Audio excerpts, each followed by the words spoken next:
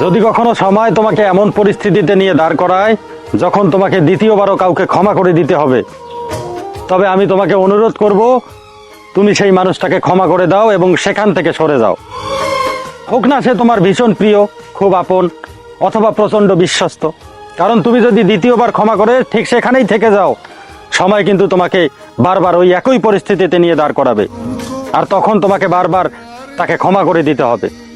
আর এটা জেনে রাখো, ভুল একবার হতে পারে, কিন্তু একবার, দুইবার, তিনবার হয় না।